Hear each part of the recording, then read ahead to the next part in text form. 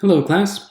So for this session, we're going to go up to the 1990s, which is a really crucial decade for these participatory practices that we're studying through the semester. And we're going to talk about the former West, which also in some ways is the former East. I'll explain that in a moment. And we're gonna focus on site-specific participatory practices. So site-specific means that the work of art, and it doesn't have to be participatory, it can also be sculpture, it can also be performance. It's tied to its site, like the place where it's made is part of the work. And to remove it from that place is to destroy it. So let's start with some history first, because that's crucial for this. 1989, this is a really pivotal year in global history. This is where we see the fall of really existing socialism, at least in the Soviet Union and in the former Eastern Germany. So it's pivotal, and the fall of the Berlin Wall on November 9th, which is coming up, usually stands in as symbolic, or the moment where the Cold War ends. So beginning right after really World War II, all the way up through 1989, 90, 91. You probably know there was the political climate was a Cold War between, and got very close to hot in many cases, between the West, and by and large the United States, and the East, which would be the Soviet Union. And so for a long time it was a conflict between East and West. But we don't really say that anymore today, post Cold War.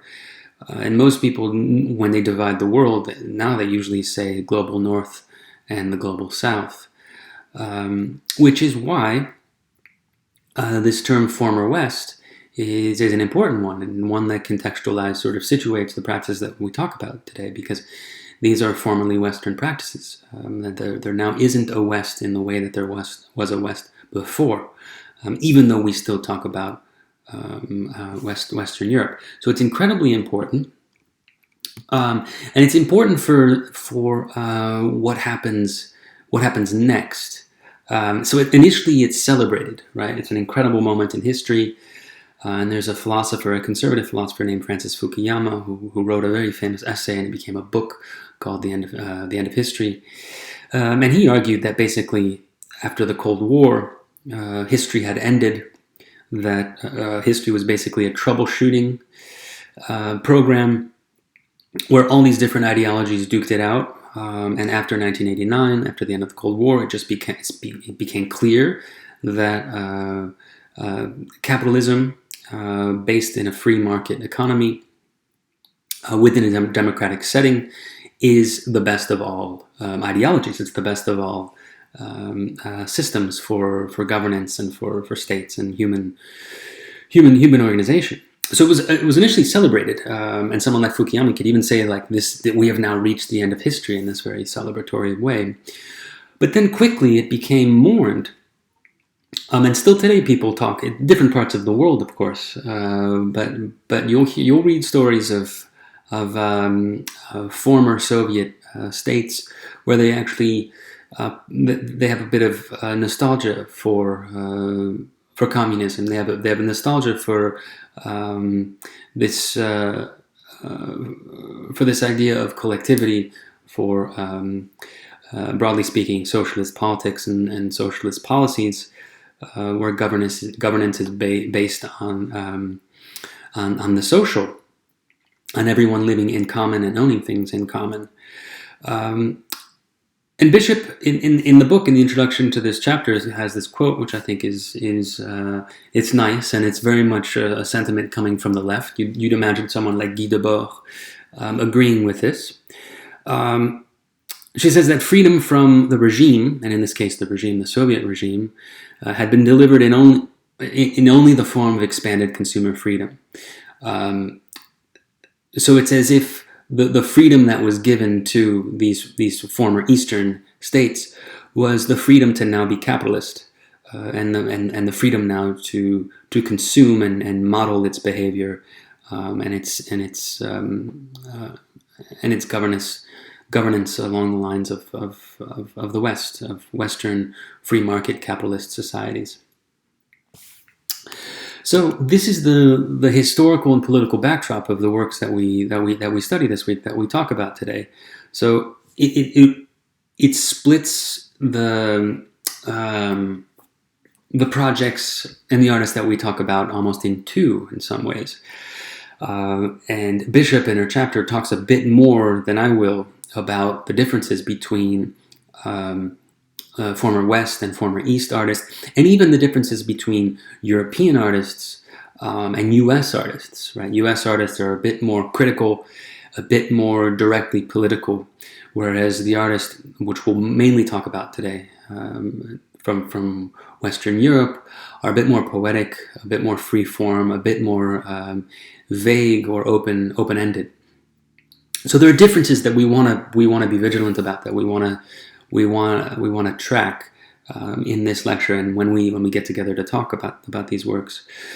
But broadly speaking, the former West, in places like France, Italy, the UK, so on and so forth, socially engaged in participatory works like the ones that we've been studying all semester, they'll start to see themselves as having to make up for a social welfare state that had gotten eroded away by the success of neoliberal economic policies, which drove the Western side of the Cold War, at least in the United States and the UK, and less so in other states of Europe.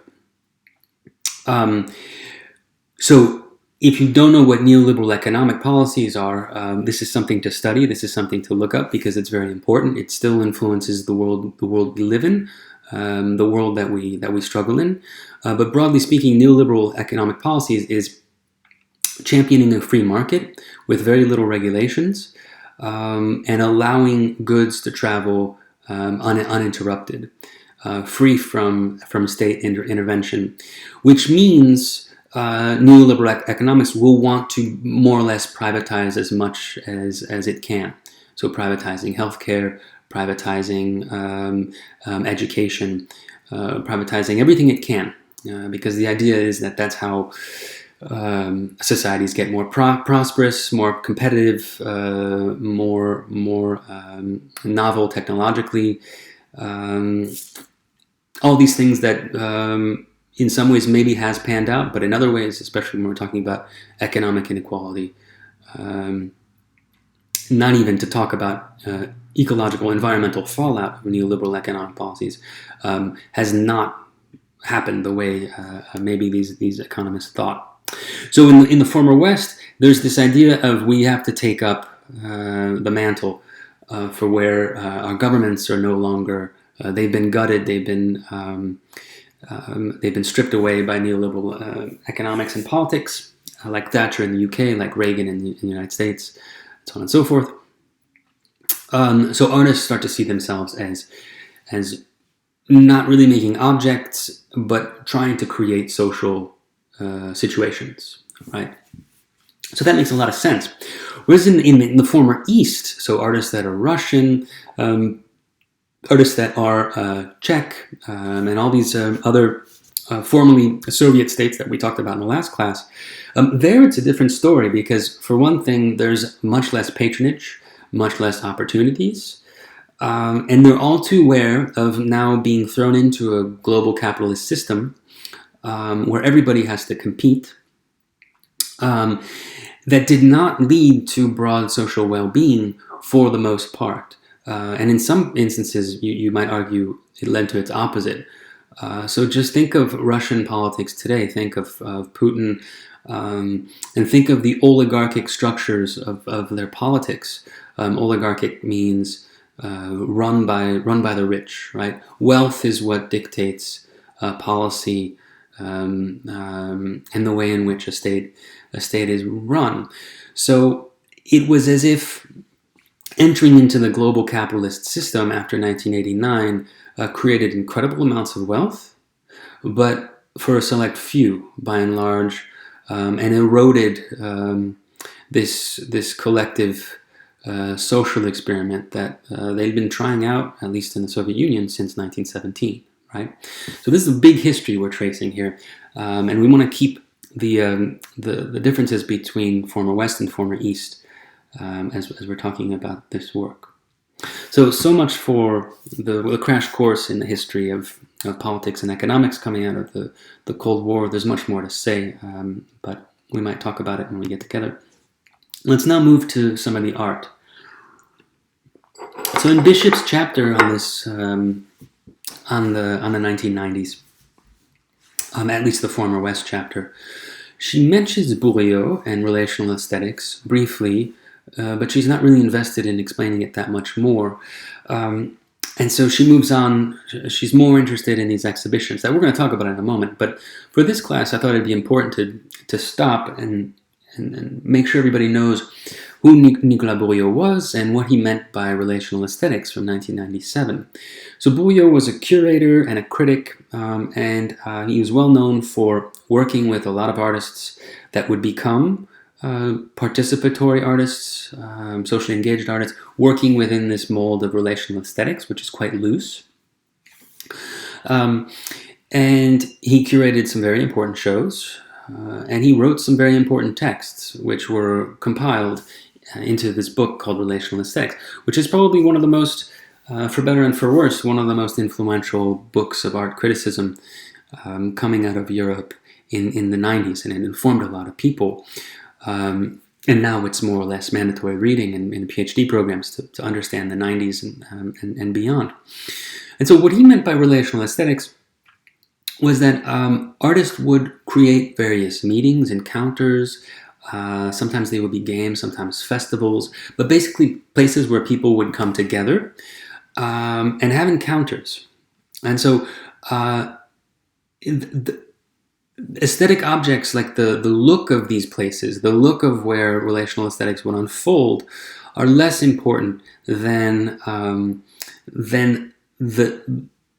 the social conditions and the way in which people come together. So for Bourriot, relational aesthetics, actually, the core of it, the central essence of it, is the socius. It is people. It is people coming together and having a convivial experience. Convivial means living together.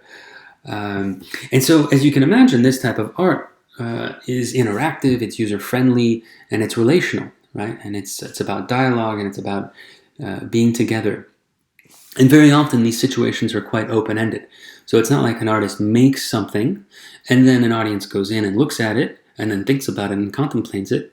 It's more that an artist, and often like a collective of artists, will create a space where then you have situations that unfold over time, and that will even play out in ways that the artist wouldn't have been able to foresee. So this is what we mean by open-ended, right? So this is really, really important for the works that come about and that become popular and important in the 90s, and even for today. And it's close to and related to what Bishop talks about with the word project. Right? And we're going to talk more about the idea of art as a project in this session, and when we get together, I'll resume. And so, who were some of the artists that Bourriot championed? They would be artists that were from the U.S. And from Europe. So he was a very big fan of Felix González Torres, who's a really important U.S. artist working in the 80s and 90s. If you want to learn more about him, take my Art Since 1980 class. But if you do know about him, he did all these wonderful interactive pieces, like these candy spills that he called them, where you would go in, and as a viewer, you would actually be engaged. It would be interactive. You could go and pick up one of these pieces of candy, and then eat it, to take it away with you. So it's meant to be not a static object, but one to be interacted with. So this is a type of work that Bourriot would appreciate, as he would this work called, this was done in, I believe, Denmark, Smashed Parking from 1994. It's an installation outside a Kunsthalle by Jess Brinch and Henrik Plain Jacobsen, where they overturned a few cars, and then they wanted to see like what would happen to the city square once people started seeing these cars overturned. And then actually it turned into something of a riot. So people started turning over cars. People started to get together, and I think it was even quite aggressive. So in some ways, this is less about using a car as an object for a discrete work of art, and more about seeing what will happen in this city square, almost more like a social experiment, right? So that's mentioned in Boyleau's text. So is this work by Angus Fairhurst, Gallery Connections, which I always find very, very funny. It's just a telephone where you go, it rings, and you pick it up, and it turns out that there's another gallery. It'll have two galleries, another gallery where the same exact thing happened. So over there was a phone that rang, and someone picks it up. So you pick up the phone, the other person also picked up the phone, and you both think it's the other person that called, right? And so it creates these pretty comical dialogues, these comical conversations between two people who think that it's the other person who called, but neither of them did, right? Again, a work about dialogue, a work about interaction and interfacing, and working relationally. The artist that's maybe the most famous, the most well-known for this type of work, and who will be involved with a lot of these shows, not only in the US, but in Europe, by Bourriaud, and also the curator Eric Troncy, who Bishop talks about in her text, but I won't touch on him too much for the sake of time, is Rik Tirvanija, Thai artist, who's well known for making Thai curries, making food as a work of art. But of course, it's not the food that's the work of art. It's people coming together, him sharing the food, and people having conversation and being in this space. And this will usually happen before or during the opening, and then the rest of the show is basically the remains of this of the situation, of like this party, basically, of this get together, right? So very clear how this relates to participatory practices. And another really important one, he's a wonderful artist, and I think it's hard to just pin him down as a participatory artist or an artist that has to do with relational aesthetics, because he's done so much work, some really fascinating work about ecology and animals and environmentalism, all things that are near and dear to my heart. But Pia Queen is one of these artists that in the late 80s and 90s, he's just starting out, and he's part of this dialogue, this conversation about relational aesthetics. And this is a work, so it's much later, it's later than the 90s, it's 2003, but it's a wonderful work. It's called Streamside Day Follies, and it actually happens in upstate New York somewhere, this new residential community where he goes. And one day he decides with the community that they should have a day, which should be called Stream Day Follies, where they do various things. It's like a festival. Basically, like there's music, there's people dressing up in costumes, there's a parade, so on and so forth, right? So it's almost like the work of art as this community get together, right? And then this happened for the first time in 2003, but the idea was, and I think it still happens, that it would be an annual festival. So it's almost like an artist creating a commemorative festival for a group of people living in this suburban tract housing, right? So this is kind of wonderful because there are certain conceptions of suburbia, and they might be right, that everybody is sort of sequestered in their prefab homes, and there isn't really this sense of community. Everybody's on their computer, watching television, or going off and getting their groceries, and then coming home and making dinner and whatever. Like everybody is living apart, right? They're in a suburban complex. All their homes seem to be the same, but it's a way of living where it's hard to create a sense of community. You do need this type of festival. You do need these sort of commemorative getting-togethers that Huig is offering these people. So just another example of this type of work. And this one's interesting because unlike these other ones, well, maybe not this one, it's site-specific, right? It was made and it's part of this suburban town, right? So it's inherent to this site, which is how we get to the works that are talked about in the chapter for this week. And this very important year, 1993, which Bishop nominates as the year of the project, right? The project-based artworks, all of which will be site-specific in the way that Huyg's Streamside Day Follies are. So a project, there's a good definition on page 194, which I just replicated, I just quoted for you on the slide here. A project, it's sought. The art project seeks to replace the work of art as a finite object with something that's more open-ended, post-studio. You'll remember this hopefully from our introductory session. Post-studio simply means that an artist is not working in a studio, that the world is where the artist works. And it's like this nomadic creative person who goes from place to place and creates work specific to that place, right? Very research-based work, right? So a lot of this work will involve knowing about this site, knowing about where it is they're making work, and the people that live there, right? Of course, the work is also about social processes, people getting together, and it's about it's also durational. Project-like works extend over time, and it's mutable in form. It will change, and in some cases, the artist won't even know how this work will mutate over time. Right? So it's a really quite a deep paradigm shift for what art is that happens in the 90s. Right? So 93 is an important year because you have this show that happens in this housing tract by Le Corbusier, the Unité d'Habitation in Firminy, France, which was being built in 1965.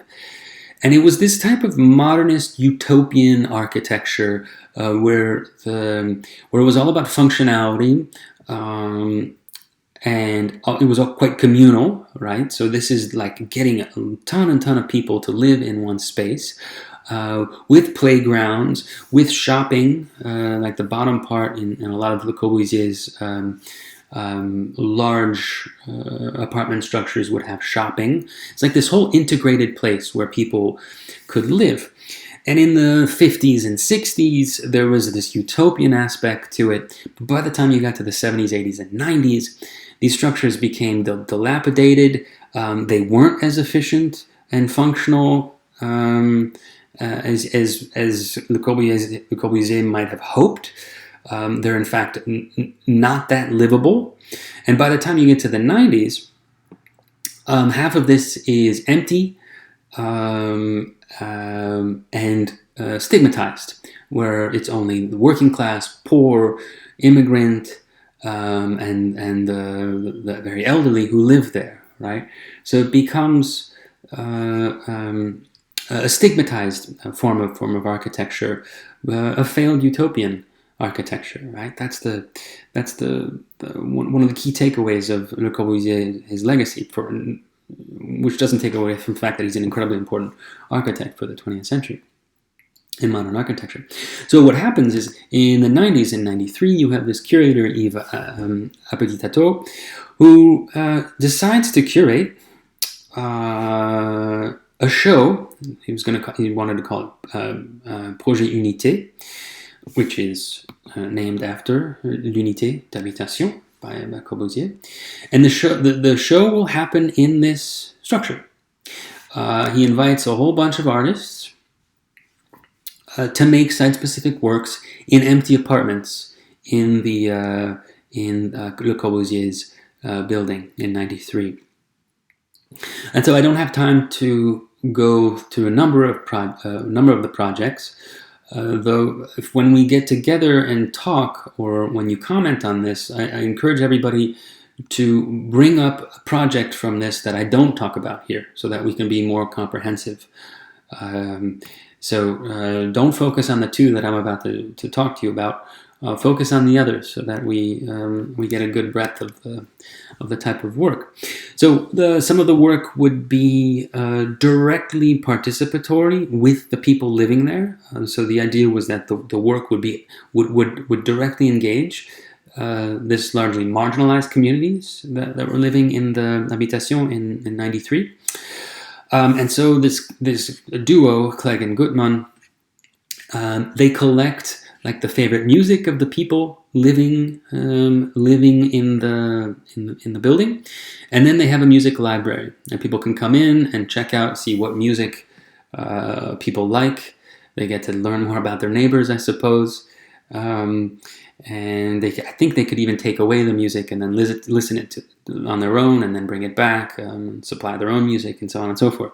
So it's almost like this community library of music. So it's a lovely work, one that seems to engage in this sort of familiar way with the inhabitants of this structure.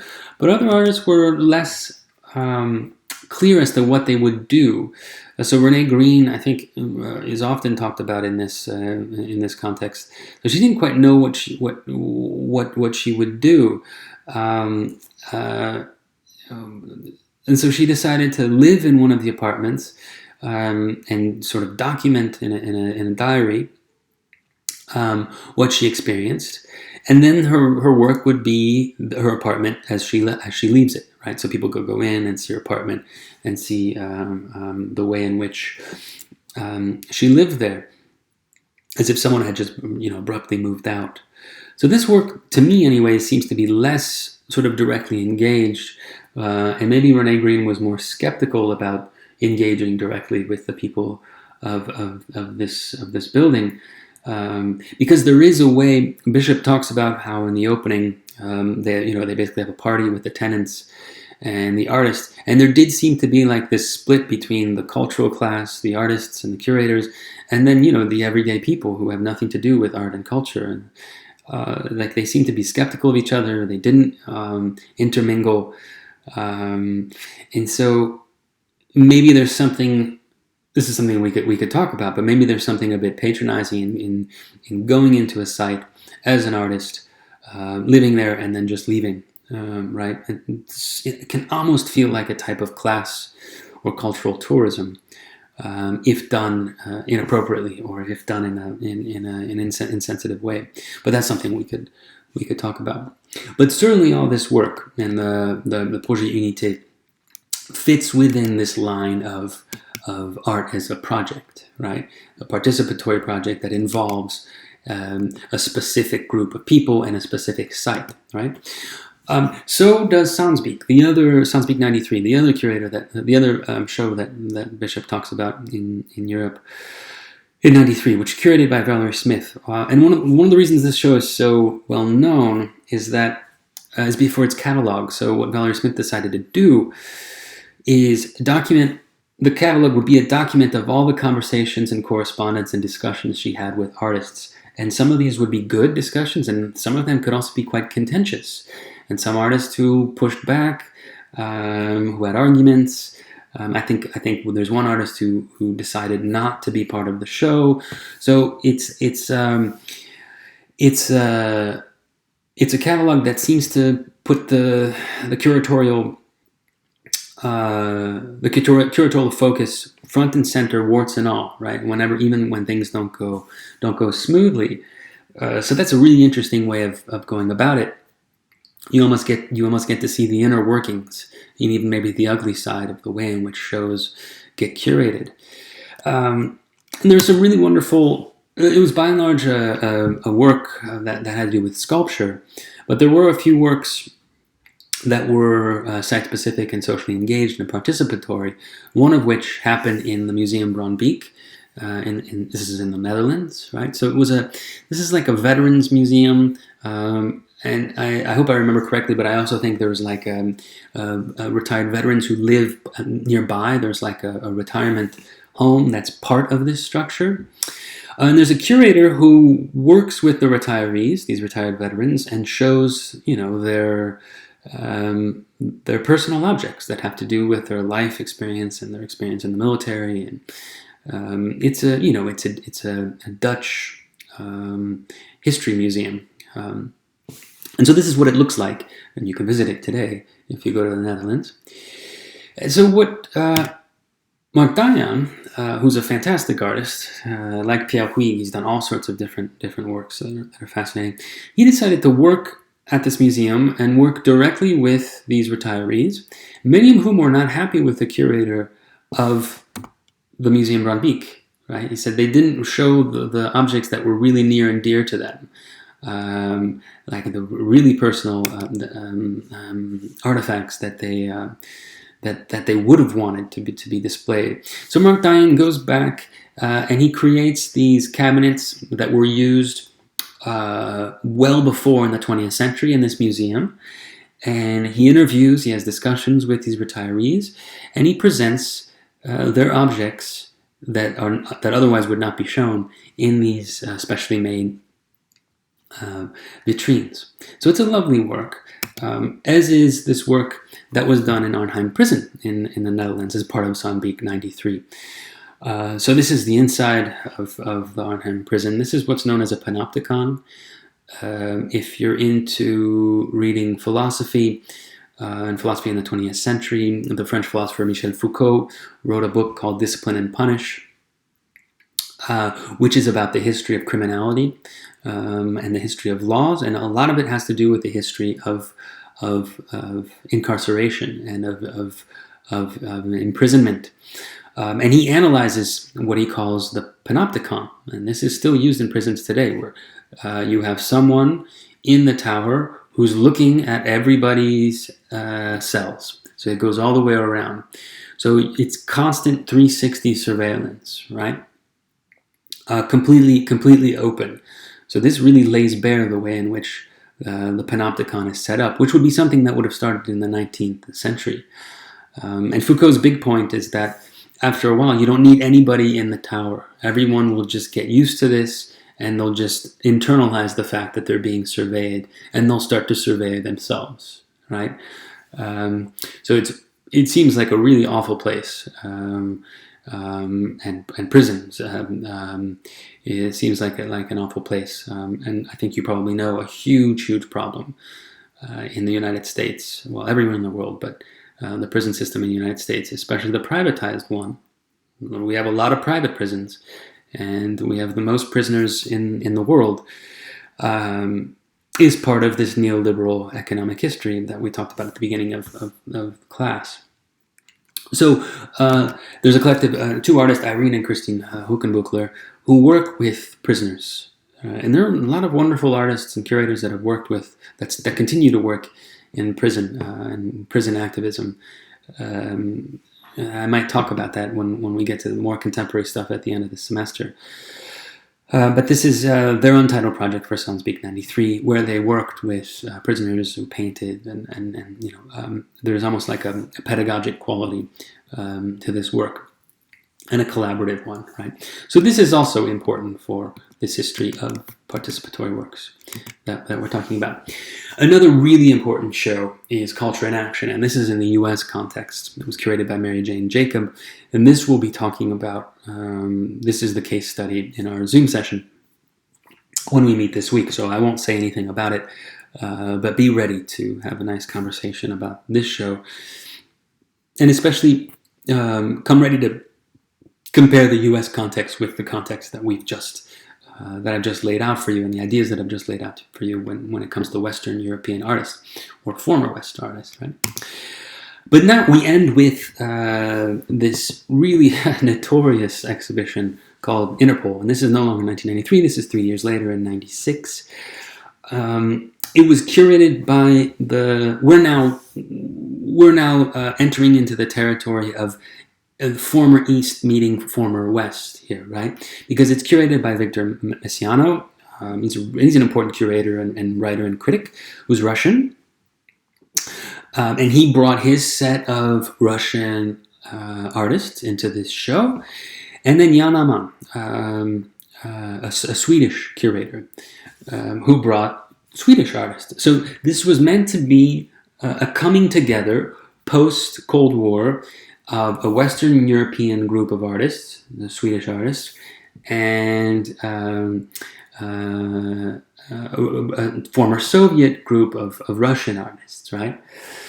And it didn't go quite as planned. The two groups were, let's say, the best case reading, they're skeptical of each other.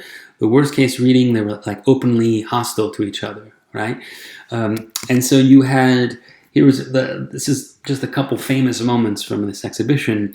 This is an installation of Wendigoo's United Nations, Sweden and Russian monument. So it's a work that has to do, it's all this human hair that's been entangled together. It was supposed to symbolize, these nations coming together. It took up a big part of the exhibition space, something that Alexander Brenner, a Russian artist, was resentful about, and so he destroyed this work. You'll read in Bishop's book that the night before that they had this dinner. That dinner got openly hostile, right? And probably the most notorious moment in this exhibition is the work of Oleg Kulik, who I know pretty well because he does a lot of these performances where he becomes a non-human animal. In this case, he turns into this dog. And he was in the exhibition. He was tied. He had a collar and a leash, and there was even like a dog house, right? And so he urinated, he defecated.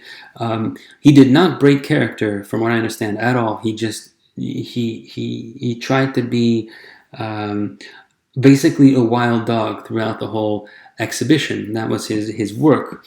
He's a rather controversial artist. If you want to learn more about Oleg Kulik, take my Animals in Ecology and Contemporary Art course. So what happened over the course of the Interpol exhibition is that at some point, I think, if I remember correctly, one of the curators, the Swedish curator, kicks him in the face, and Oleg Kulik then bites the curator.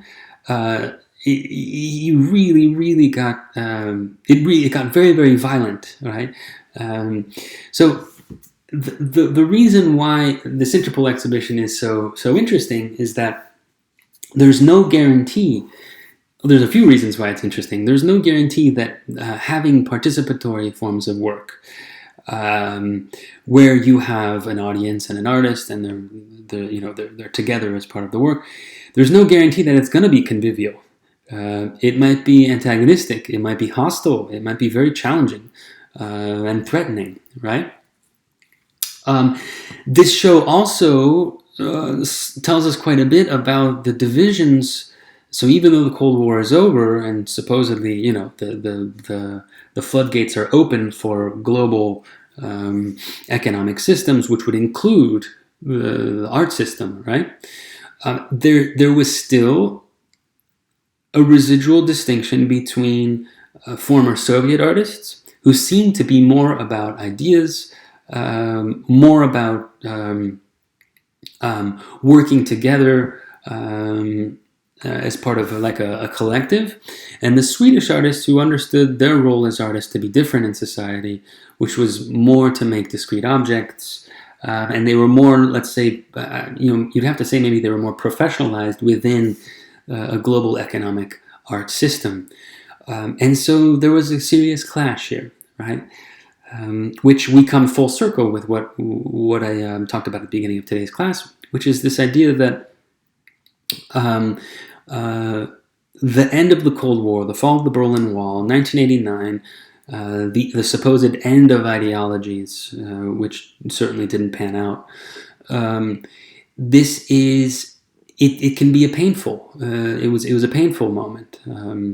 The globalization of a Western capitalist economic model has been incredible in some respects, as far as generating wealth.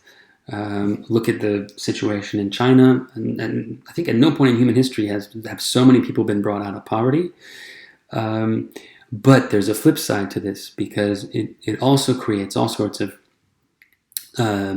social and economic inequalities, and an immiseration of large swaths of human populations and the environment, right? So this is no longer history, right? I mean, at the beginning of this class, we talk about futurism, we talk about Dada. Even maybe in the 60s, you feel like it's kind of distant. Now that we're in the 90s, we're in this world. Like, this is these are the issues. This is the world that we're dealing with. This is the world we're struggling with. This is the world that we're trying to create and think in, right? So from here on out, things start to feel much more, much more timely, and it's much more obvious how the issues that we talk about are applicable to our own time. Okay, so I'll leave it there. Look forward to talking about culture in action, some of the other works from Western Europe that I haven't talked about in this session, and just hearing about your overall impressions. Take care, everybody.